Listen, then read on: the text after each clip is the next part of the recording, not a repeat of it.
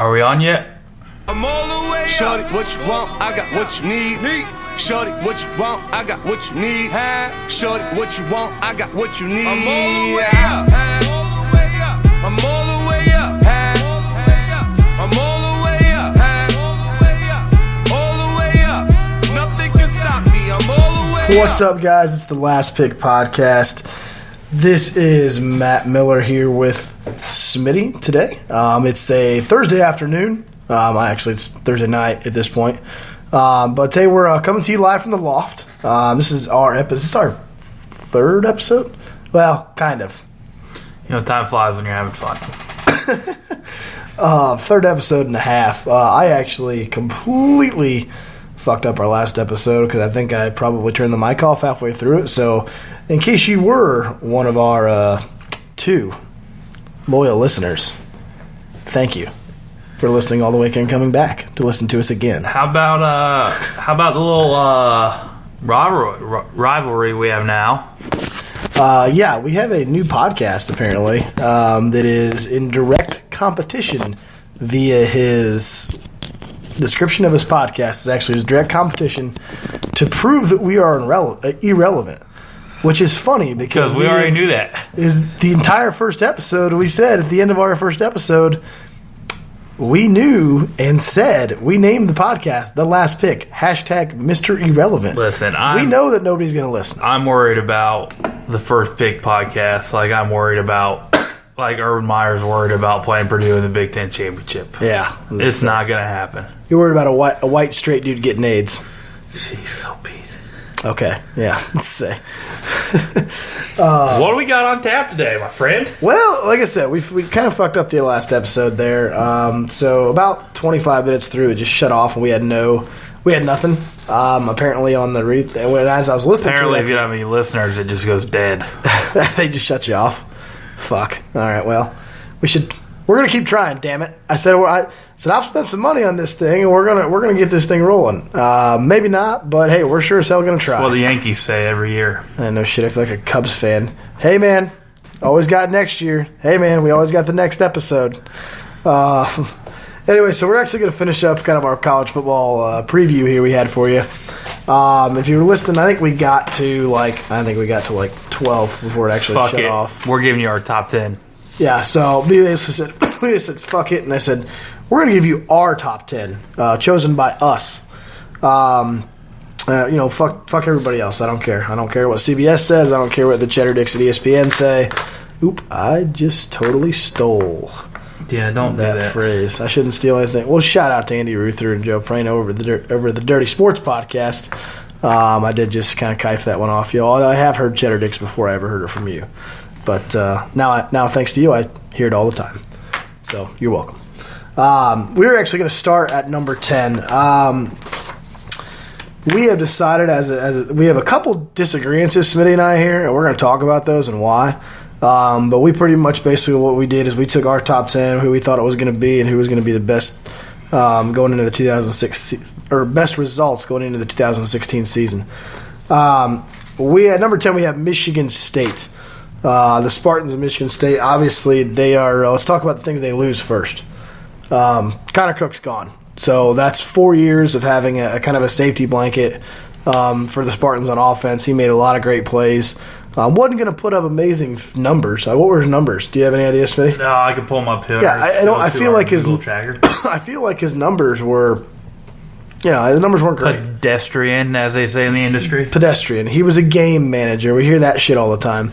Well, regardless, he's gone. I think at Michigan State you can kind of plug and play at quarterback. DJ Valentine's gone. DJ Valentine, that's a basketball player. Wait a second. I was like, wrong guy. He went for last year. Although I bet you if that son of a bitch played some football, he'd probably be an all right wide receiver. I mean, last year he had $3,000 in yardage, 24 and 7. Year before he was 24 and 8. I know he missed a game last year at Ohio State so not going to light the board up with 38 touchdowns, and he wasn't going to throw the ball over the yard. But that's not what they do. We like to call Blake Bortles-esque numbers. That's true. Inside Jaguars joke, apparently. And the First Pick podcast hates Blake Bortles, so fuck you. That's not true. Why do we hate Blake Bortles? The First Pick? Our friends are at First Pick? Oh, that's right. The first pick. Oh, yeah, those guys hate Blake Bortles, but he's an asshole. How's Johnny? That's the same jackass. How's Johnny Manziel doing? There it is. This son of a bitch actually told me at one point in time, he said, I would take Johnny Manziel over Bortles, I would take Johnny Manziel over Bridgewater, and I would take Johnny Manziel over, who was the other quarterback in that, like those 2 years ago, like Christian Ponder, which Fuck. Hell, at least Ponder still might be in the league, I don't know. But he is literally like, At Johnny least he's Manziel's married. the best. He's like, Johnny Manziel is like, he's gonna be a stud. He's gonna be so fun to watch. I'm like, you literally believe that? The only thing Manziel's over right now is a table with a line of cocaine on it. Yeah, that's fuck. Yeah, that dude is. Hey, look at him. He's not even in the league, and everybody's still talking about him, which is what he loves. His dad came out and pretty much disowned his ass. That was pretty cool. Anyway, Sorry, Johnny Manziel tangent. Back to he's our an top idiot. Can't control himself off the field because he's a fucking moron from so Texas. With Michigan no money. State wrapping up. They lost Shaq Lawson, a couple Yeah, quarterbacks, lost some stuff defensively. Some key pieces on the O line. The Conkle kid.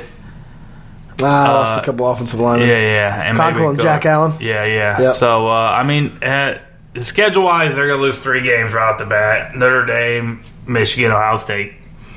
Right off the bat. I mean, off the bat, just look at that. They're gonna lose 3 So games. you're saying, I was like, holy! Yeah. I'm pretty sure they're not going to lose to Furman or Wisconsin, but I could be wrong. So you know, win at Furman. We're going down. yeah, lost at South Bend. That's a loss. Win at Wisconsin, or win at home against Wisconsin. Well, On the road at the win, Hoosiers, that's a win. yeah, win. BYU at home. That'll be tough. That's a tough game, man. The Broncos gone, so I would just say, hey, home field. Mendenhall's gone, so Yeah, home field. BYU's got a new coach. that's a That's win. probably their. I'm assuming that's probably BYU. Assuming they beat Northwest. It depends. You know, Northwestern likes to split their season by going 5-0 and 0-5 or 6-0 and 0-6. So it depends which half Northwestern's on there. Yeah. Hey, speaking of which, by the way, I just want to point something out, and I was looking at this the other day. But if anybody in the world thinks that BYU doesn't play an absolute bitch of a schedule, holy shit. They open up with Arizona at home. They go to Utah. Okay? So that's a conference game. So both of those two are conference games. I think UCLA at home. And then they got to travel to West Virginia. And what fucking world are those conference games? Huh? Oh, well, I'm sorry. I'm thinking there's. Why don't they They're not BYU's in the Big 12? Pac-12. Fuck me. They're not in the Or, Pac-12. They don't have. They Not don't in the have a Pac-12 conference. either. They don't fucking have a conference. They're independent. They shouldn't. Oh shit. Yeah, there's a reason why that happened, but whatever. Sorry. So what's the Arizona team, yeah. non-conference, Utah. Obviously, everything's non-conference. They're independent. Fucking get it through your head, Jesus. West Virginia, Toledo, West Virginia, Toledo, Michigan State, Michigan State, Mississippi Mississippi State. So so you got an SEC team in there, a Big Ten, 3 Pac-12s, Big 12, a Big 12. You do take on Boise State, and it's at Boise State. Cincinnati. Yep. And then it becomes cupcake. Then you get your last 3: Southern Utah, UMass, and Utah State. Okay. Yeah, I mean, but that, like I said, those first 6 or 7 games, they're doing everything they can to play everybody. So, anyway, BYU tangent. What the fuck? Okay. Anyway, so yeah, Michigan State. Stop talking about... We got to stop. All religious talk has to stop on this podcast because I'm not listening to fucking Mormons at BYU talk about football. You got, Ohio State seeking revenge. I just don't know if they have the horses to compete right now. So you say they're going to lose to You say Michigan State will lose to Notre Dame, Michigan, and Ohio State. They 9-3. 9-3. All right. 9-3. So they pretty much stay ranked right at 10 or 10 to 15, right? Yeah. Okay. Fair enough. Yeah. So 10 to 15 rankings. So that's what I'm going to do. I'm going to put a ranking range as well. So we're going to have a record and a ranking range of where they're going to finish the end of the season. All right, who we have next, my friend? We are up to the Irish of Notre Dame. By the way, this contrast with our last podcast, but we just went back and made our own new top 10, so we might have talked about some of these teams, but we're going through it again. True. That's fact.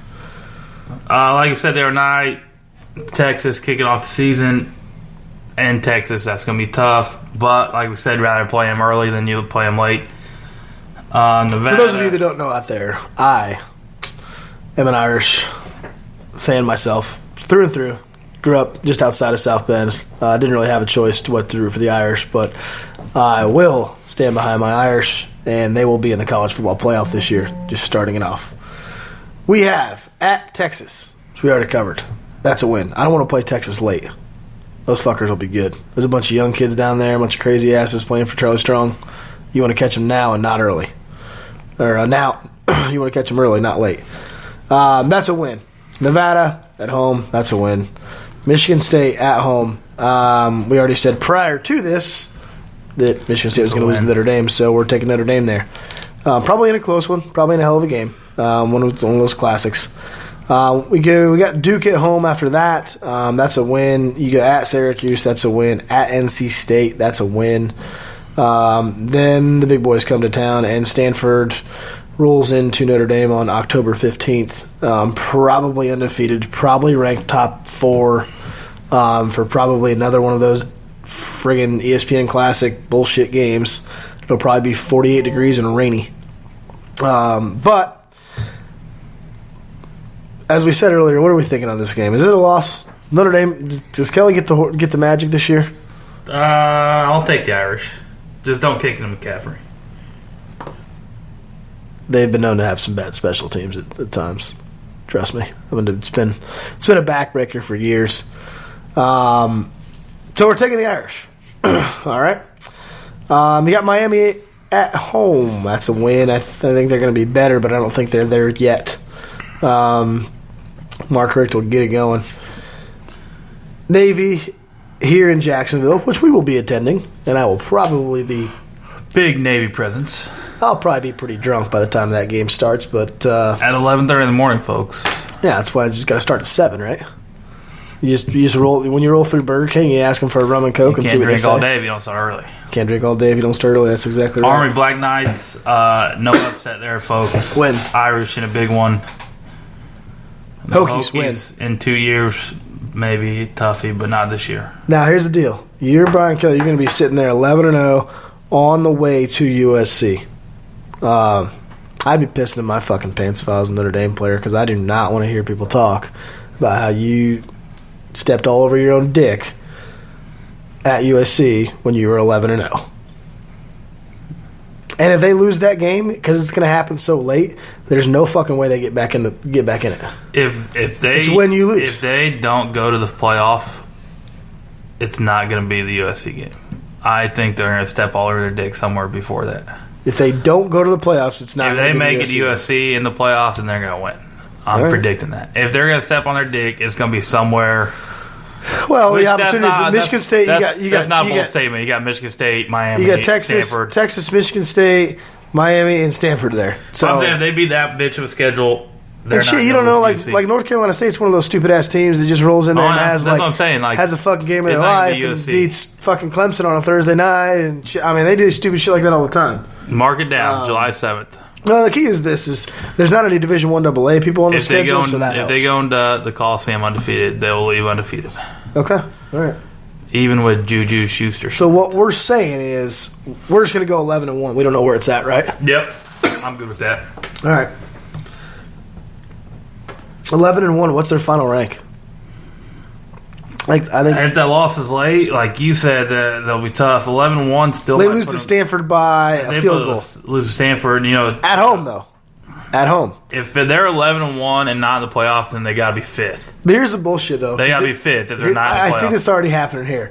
Which loss is better? On the road to USC in week 13 or at home against Stanford? Yeah. Week 8. Like that's the shit that those guys look at. That's the shit. Lose early and then lose late. I'm telling you right now, if I was sitting in that freaking committee of 13 people that picks our college football playoff, I'm looking at that shit because you know what I think. If you lose to Texas on week 1 and run the gauntlet, and you beat USC by 30 on the last weekend and just put an impressive show, you're in. All right, maybe. So the playoff starts before the playoffs. What have you done for me now? So that's the third thing of the playoffs. No. Okay. I don't know what's going on my computer right now.